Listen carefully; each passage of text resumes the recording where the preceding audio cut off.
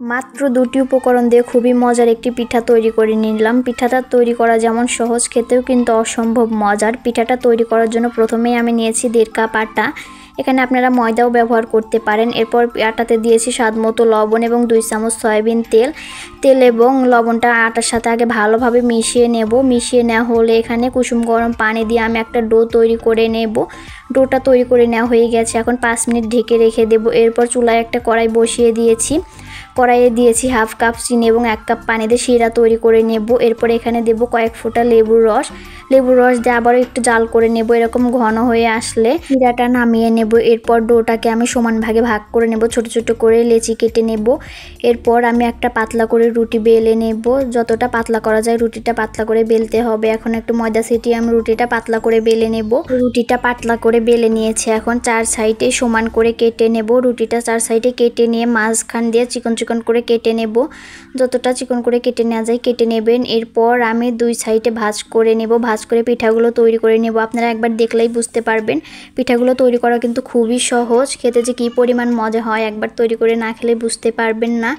এখন আমি মাঝখান দিয়ে এইভাবে চিকন করে কেটে নিচ্ছি। পুরো রুটি কিন্তু কাটা যাবে না, কাটা হয়ে গেছে। এখন মাছ বরাবর ভাঁজ দিয়ে নেব।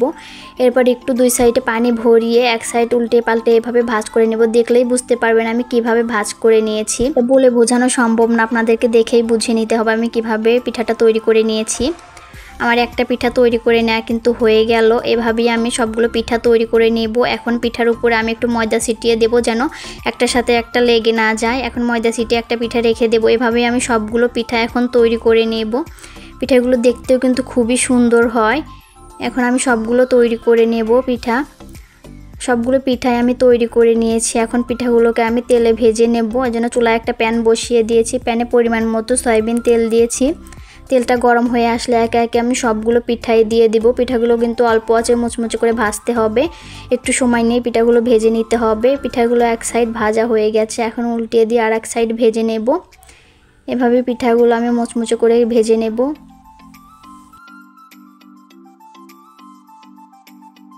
পিঠাগুলো ভাজা হয়ে গেছে। এখন আমি তেল ঝরিয়ে সবগুলো পিঠাই তুলে নেব।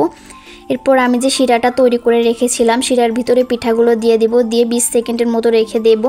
রেখে দিয়ে পিঠাগুলো তুলে নেব। পিঠাগুলো শিরাতে চুবিয়ে রাখার কোনো দরকার নেই, এভাবেই তুলে নিলে হয়ে যাবে।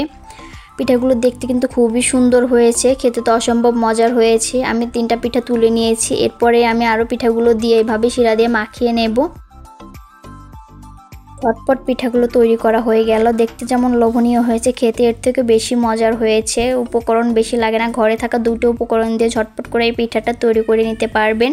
আমি আপনাদের একটা পিঠা ভেঙে দেখাচ্ছি, দেখুন কত সুন্দর মুচমুচে হয়েছে এবং রসালো। আমার ভিডিও ভালো লাগলে অবশ্যই লাইক কমেন্ট শেয়ার করে দিবেন। আজকে এখানেই বিদায় নিচ্ছি। ভালো থাকবেন সবাই। আল্লাহ হাফেজ।